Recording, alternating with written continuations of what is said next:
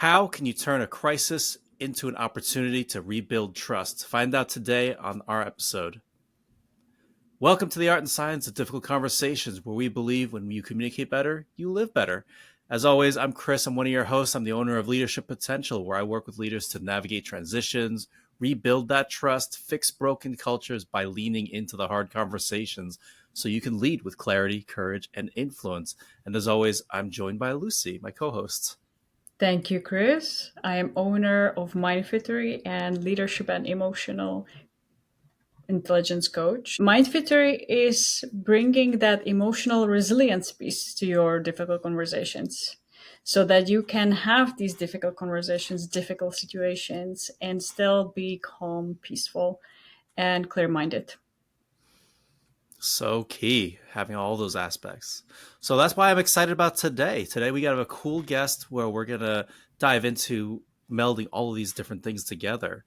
So today we got Scott Harvey, who is a husband, first and foremost, a dad, also first and foremost, a business owner, a hostage negotiator who has navigated tons of hard communications and crisis communications in all areas of life. Scott, welcome to our podcast. Thank you so much, Chris and Lucy. I'm super excited to be here with you guys.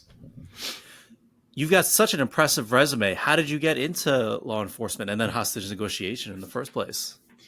I got into law enforcement straight out of college. I went to college to do law enforcement. A degree was not required for law enforcement, but in Kentucky where I live, you have to be 21 in order to be a police officer. Graduated high school at 18. By my public school math, that gave me enough time to get a degree, and that's what I did. So got a degree in police administration with a minor in Spanish. And when I got into law enforcement, I got very actively involved in a lot of different programs because it didn't take long before I got tired of being the cleanup crew, because that's what law enforcement is for the most part. People call Mm. us when the wheels have fallen off, when life has hit them hard, when they've had a crisis or a tragedy. And I started looking upstream very early on in my career. Like, I didn't want to just be pulling people out of the river. I wanted to get upstream and see why they were coming in. And so Mm. that led to several things. One, very early on, about 2 years in, I got trained as a crisis negotiator. Hostage negotiator is what everybody knows, but we use the term crisis because there may or may not be a hostage. It could be a suicidal, barricaded individual where there's really Mm. not a hostage, but there's always a crisis when we're involved in the communication. But I got involved in that, and I got involved in the DARE program. I got trained as a DARE officer to go into fifth grade and seventh grade because I just wanted to teach people to make better decisions, because that's Mm. what we saw downstream was a lot of poor decisions. Now, not always. You're driving your car, minding your business, somebody crashes into you. You didn't make any poor decisions, and yet you're dealing with the police. So I wanted to focus on the preventable things. And what the crisis negotiation did for me, Chris, was it allowed me to keep things from getting worse, right? I couldn't do Mm. anything about how we got here, but we're here now. And I want to make sure the next 5 minutes is better than the last 5 minutes was. And now looking back on it, I realize I'm the middle of three brothers. I have an older brother and a younger brother. So that middle kid is the peacekeeper. Like, that Mm. kid is the negotiator, the peacemaker, because my older and my younger brother, neither one of them have ever been wrong about anything in their life. And I don't necessarily need to be right. I just Yeah. need to get through it, right? And so I was negotiating at a young age with them, and just that peacekeeper type person in my family. And so law enforcement was a good fit for me, and then the negotiation thing became an even better fit for me. I also got trained in media relations, so I was Oh, talking to the cool. media about everything that was going on. It didn't take me long into my career to figure out that I was communicating for a living. I was just doing it as a police officer. I can take you to the ground, Chris, pretty effectively. I'd rather talk you out of that option. And Mm. even in my day-to-day interactions with people, like, I can fight you, I just don't want to. And you don't want to either. So let's talk about Yep. this. Let's spend some time to find a better solution. And that served me well in my law enforcement career. And then, with like 8 years left to go until retirement, I kind of figured out I could retire at 43 because we had a 20-year retirement at the time. And I thought 43 is super young to be retired. And so I needed a second gig. And so 8 years before retirement, I started speaking professionally. I was attending conferences. I got asked to do a session at a conference. That turned into, hey, would you come train our staff? Would you come do an assembly for our students? And I just Mm. started speaking professionally the last 8 years, taking vacation time to do that, applying the tactics I learned from a communication standpoint in law enforcement to help people make better decisions student wise about social media and technology use. Because I was in the schools all day, every day, watching kids blow up their lives with this stuff because nobody ever told them.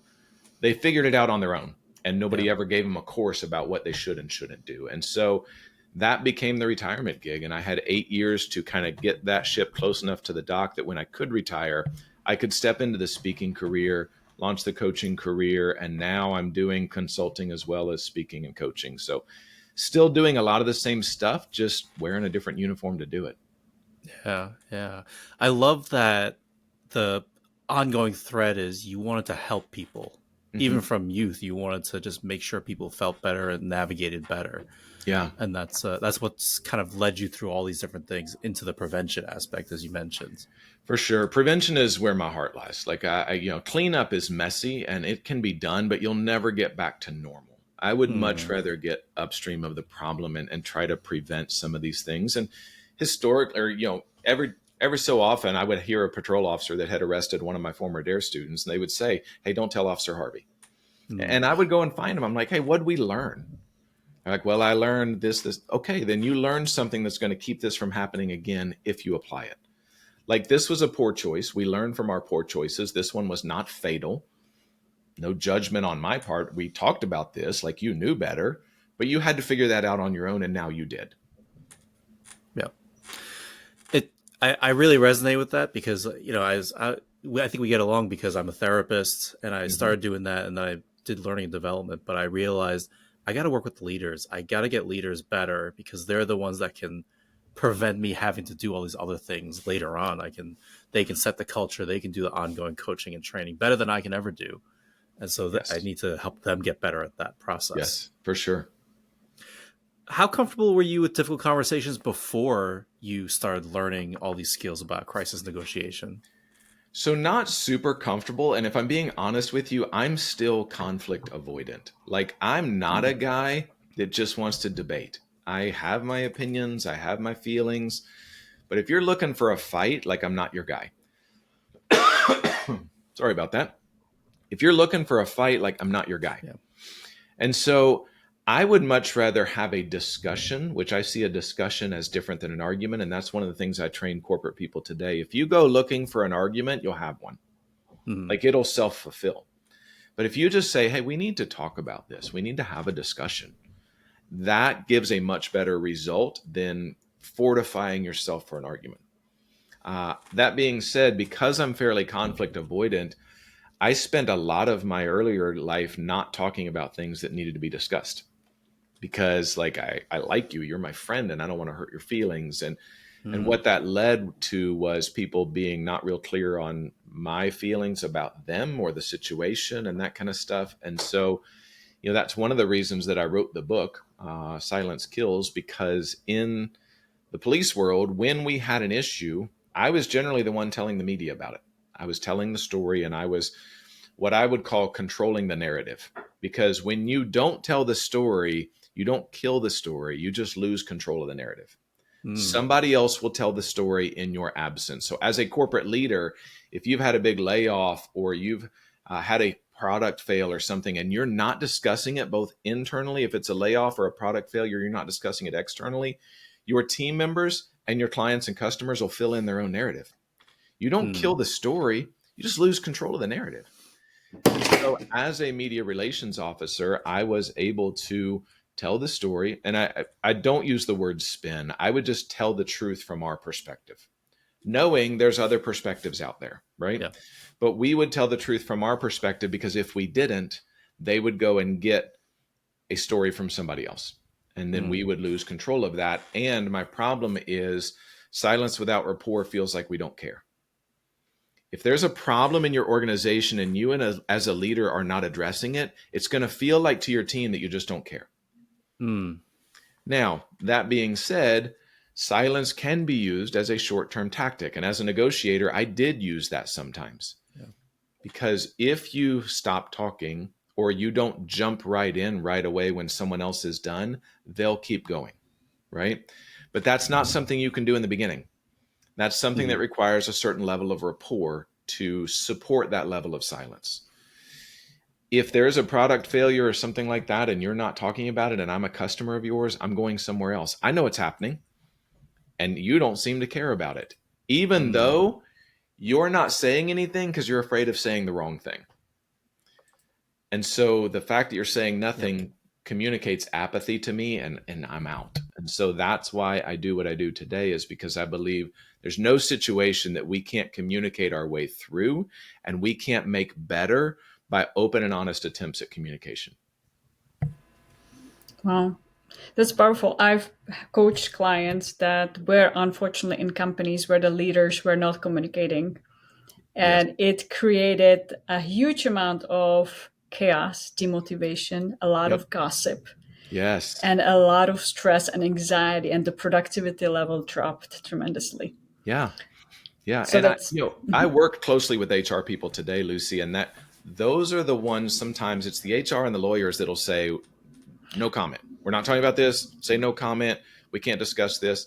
But those people don't have to deal with the fallout of, customers jumping ship, employees jumping ship, the gossip and rumor mill. I mean, HR deals with the gossip and rumor mill to an extent, but it's not out of malice that they say that.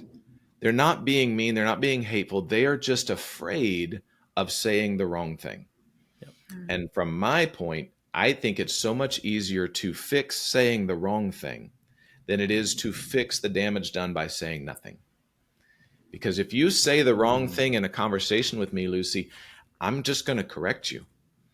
And I know where your heart was on this, and I know it wasn't intentional on your part, but here's how I heard what you said. And I'm just going to correct that, and we're going to move on. If you say nothing, I'm left to feel like you don't care. And I think that's the problem with HR and the lawyers that get involved. They want to shut it down because they don't want it to get worse.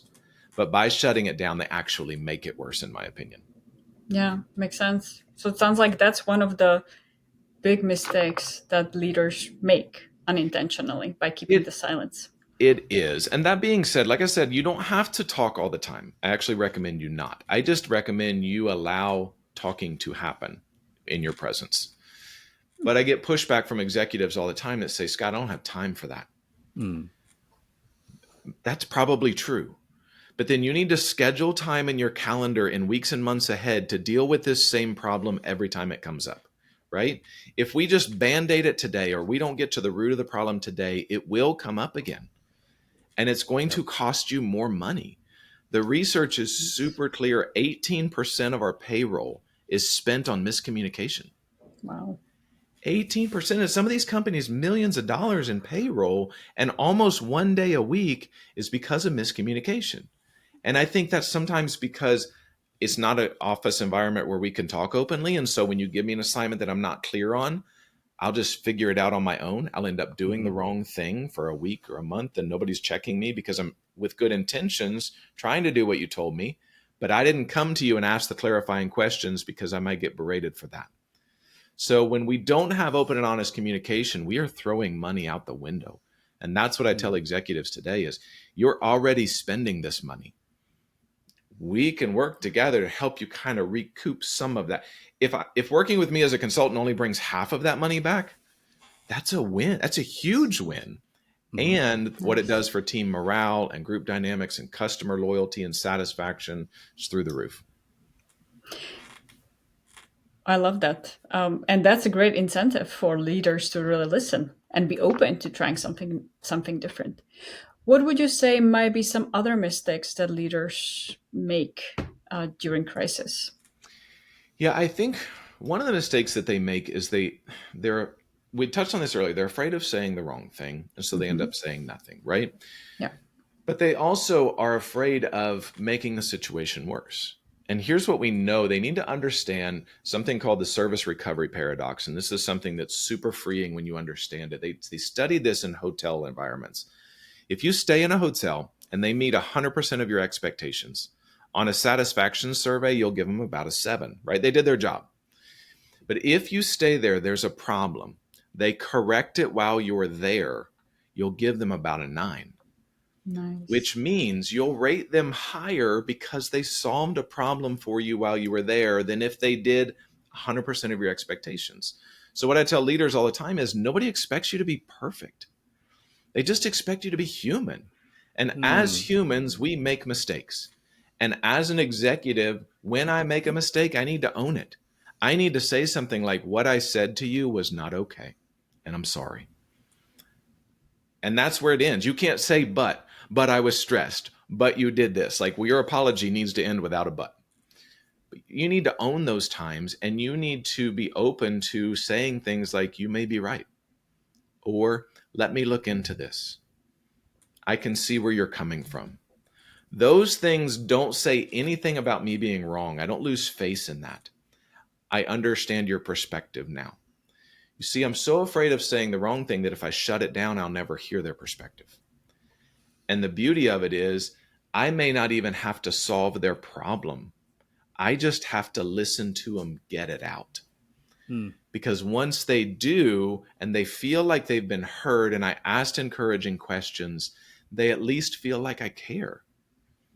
And it sounds manipulative to say it that way, but it's true. If this is a safe place for me to give my disagreements and my counterpoints in a meeting, that's huge. I tell people in a meeting, disagree and commit. Get all your disagreements out here in this meeting. Nice. And then let's all commit to this one action as we leave here. And that's easier to do when I feel like my voice has been heard openly. And we just as a team decided to do something other than what Scott said. And Scott's on board with it too, because sometimes we do Scott's ideas. We just disagree in the meeting and then we commit. And having those open discussions makes everybody feel more secure and more valued. I love it. Kind of open communication. And I love that it is courageous to bring up all the disagreements. And a lot of people might not be willing to do that, especially if they don't have, let's say, a good relationship with the person or a good rapport. Right. And rapport, rapport is the secret sauce. That was my number one job as a negotiator, was to establish rapport. That was the number one thing I had to do with whoever I got on the phone with, because rapport is what allows us to get things done, right? The cliche phrase is they don't care how much you know until they know how much you care. It's cliche because it's true, right? And in an AI-driven world, that's the thing that we can't fake. We can't fake caring. We can't fake compassion. And that's why I tell people all the time to get on the phone if you can't get face-to-face. Obviously, if you're going to have a difficult conversation, it's best face-to-face. If you can't do that, get on Zoom, because you're getting more of the communication. The research tells us about 7% of our message is in our words. Yep. The other 93% is in our tone and our body language. And so if you're sending a text message or an email, there's a good chance they're getting about 7% of your message. And that means 93% of it is open up to their interpretation. Where if I'm actually face-to-face with somebody, they can ask clarifying questions. Super easy. If you can't do that, get on the phone. Now, I just made the 20-somethings in your audience hyperventilate because that's their kryptonite.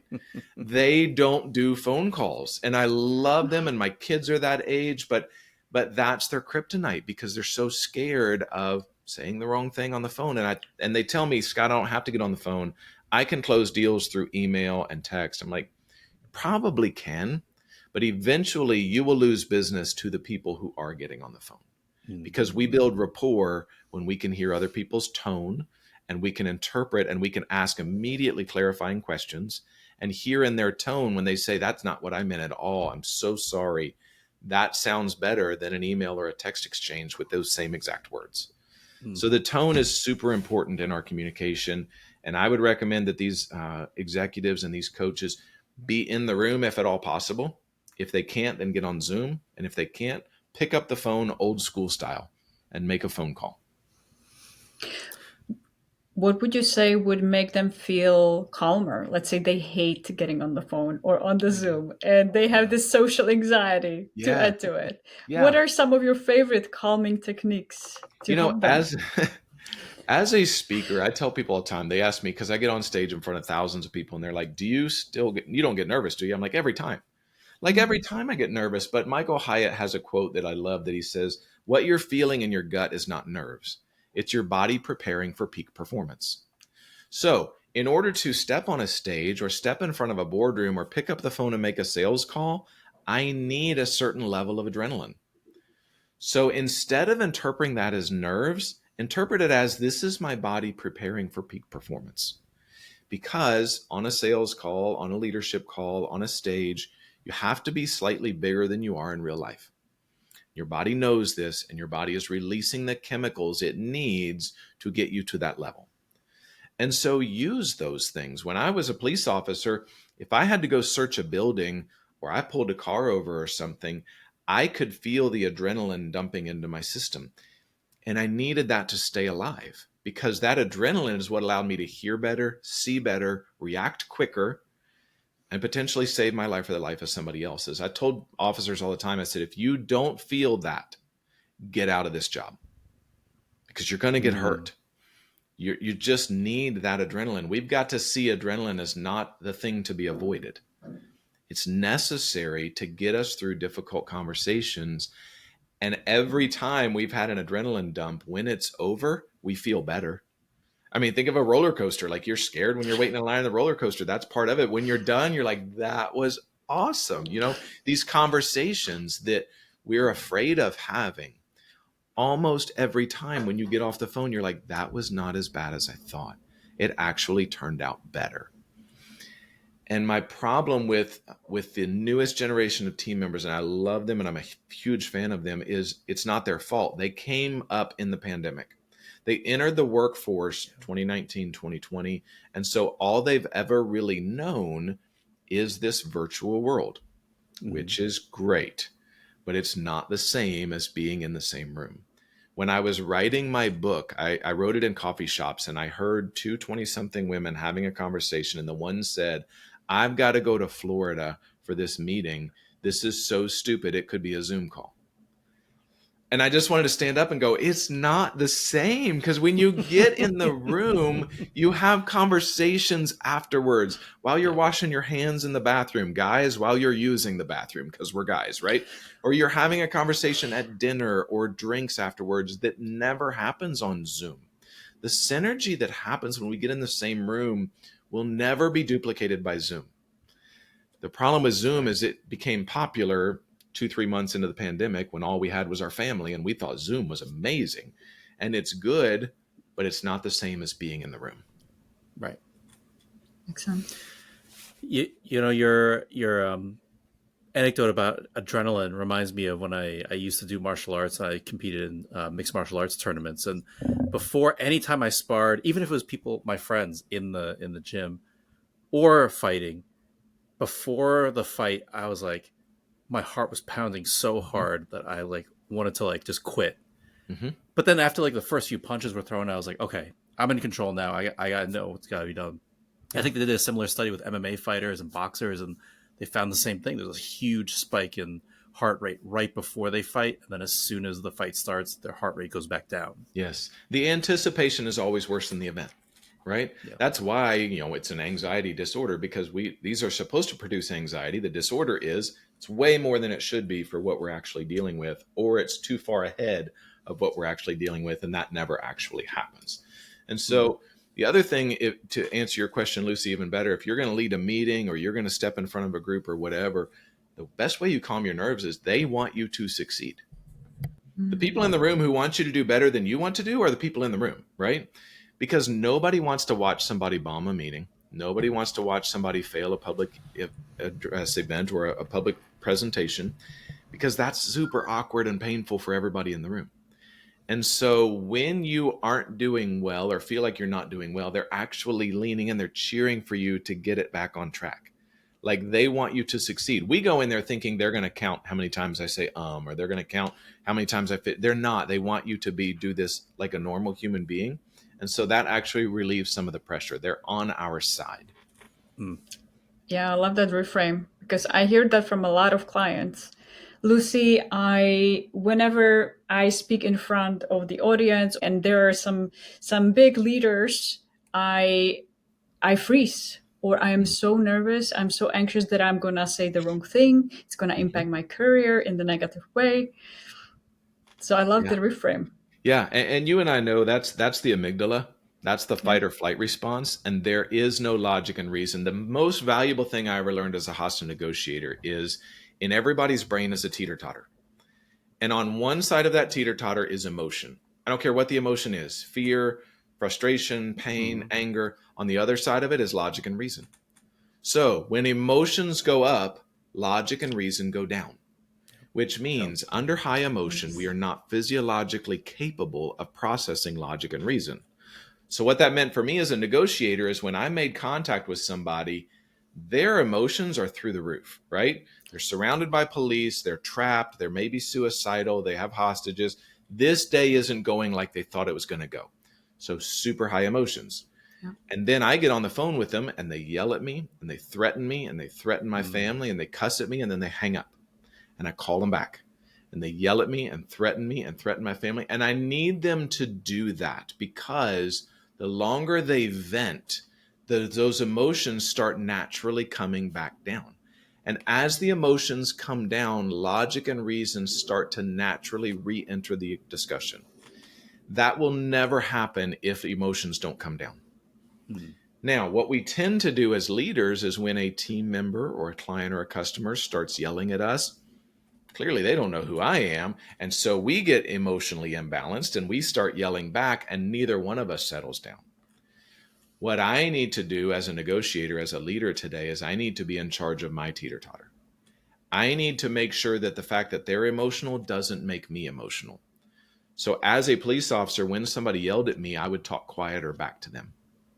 Not in a patronizing way, but just in a way to try to de-escalate so that we could get logic back into the discussion a lot sooner. But this is also why your spouse or significant other has come home from work yelling and stressed about something, and now you're mad at Natalie and you don't even know Natalie, right? But they're yelling and you spit out a very logical solution to their problem and they blow right past it. Until an hour or two later, they come back to you with your solution as their own. Because their subconscious brain heard it, they just couldn't physiologically process it until the emotions come back down. So the best thing you can do in an emotional situation is to ask clarifying questions. That sounds like that was frustrating. Tell me about that. I can see where that would make you angry. Tell me about that. Because the longer they talk about it, the more that emotion will start to come down, and then we can start engaging in logical solutions to this problem. But we want to spit out logic right away because I don't have time for this. And we lose a chance to build rapport. Love that. Well, a corollary to that, some leaders that I talk to every now and then say they're okay with, having these conversations, letting the person vent and dealing with the emotions. They find that the person keeps kind of rehashing the same thing over and over again. They keep going in circles through it. So how would you advise them or get them to kind of move the conversation forward into the next step? Yeah, I think, and we do that too. We get stuck in that loop ourselves, right? And so I think sometimes it just somebody asking me, what do you think will work in this situation? Instead of spitting out a solution, which is what we want to do, I want to help you with this. Tell me how you think I could do that. Because that may be a whole warm up for what their actual ask is. They're super nervous, they're super scared about their ask. And so it's hidden behind all this emotion and this frustration until you ask. And when you ask, they're like, well, this is what I would like for you to do. Maybe I'm able to do that. Maybe I'm not. But at least we kind of have a starting point at this point. And so I can say, well, somebody in a similar situation as yours, when this came up for them, this is what we did. Do you think that would work for you? I think pushing them towards a potential solution and just giving them permission to try it. If it doesn't work, come back and we'll figure something else out. But I want you to move past this because I want you to be super successful here at this organization because I'm one of your biggest fans. And so let's try this and let's have an honest discussion about how it went. If it didn't work, come back and see me. If it did, high five me in the hall on the way by and say it worked and we're good, right? I think we get stuck in that loop, Chris, when we can't see a solution or we're afraid to ask for that solution. I was in a hostage negotiator training one time and I was talking to this guy. It was a training situation with an FBI agent on the other end. And I was an hour into the conversation and my instructor came in. He goes, have you asked him to come out yet? You know what? I haven't. I may have created a barricaded situation that didn't need to be created because I had in my head that's what we had. Maybe you just lead with, hey, would you come out and talk to me? And they're like, sure, I'll come out and talk to you. Like what I thought was a barricaded person wasn't. He was just talking to somebody on the phone. And so my point is, we've got to get to that solution, to that ask a lot quicker once we have kind of heard what's going on and say, well, how can I best help you today? Or what do you need from me? How can I help? It's one of my favorite questions. What can I do to help? I'm not going to do this for you, right? But I can help you get on the right track. So what can I do to help would be a great way, Chris, I think, to break that loop of just rehashing the same thing. I love that that approach of tell me what you think we could do or how this can work. That's so similar to. Are you familiar with collaborative problem solving?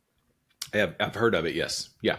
Yeah, it's the approach I usually teach most people because it's so simple for everybody to understand. But it's the same idea. Like, let's work together to figure out like what is the solution here. I don't know what it could look like. Because maybe I don't have to have the solution, Chris. Maybe you already have it. I've just got to ask you what you think your solution is.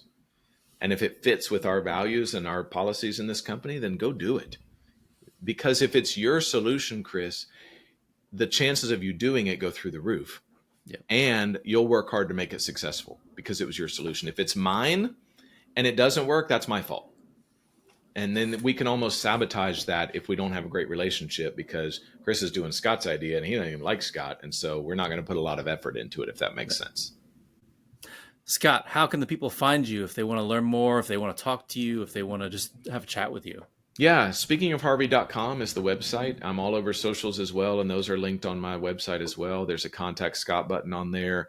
My services are all laid out on there. I'm doing less speaking today and more consulting because companies are like, hey, an hour keynote is great, but we want like an annual relationship with you so that you can be the high level communication person and sit in our meetings and that kind of stuff, because I genuinely want to empower people to have better open and honest communication because that's our best chance at being successful. Love that. Awesome. Lucy, how can the people find you? What you got going on? Best is on my website, mindfittery.com, link in the show notes. And what I'm currently working on is I'm launching POD for Positive Intelligence Program, which is mental fitness training for 8 weeks, where we really built in a community the mental fitness muscle. So you can have the courageous conversations. You can feel the fear, but do it anyway. Yes, and with the support of the community. What about you, Chris? What are you working on right now? Well, I've got a cool thing coming up in the fall. You'll have to stay tuned to what that is, but I got a 5-day sprint for people looking to just get better at these hard conversations. They want to master it, and they want to just get away from just using scripts or just these cliche things, but really how do you dig in and have these kind of hard conversations in all these different domains. So I got something going on, so just stay tuned for that. Sounds Scott, exciting. Thank you so much for being with us. Thank you so much for sharing your wisdom with us. It's my pleasure. Thank you for having me. Thank you, Scott.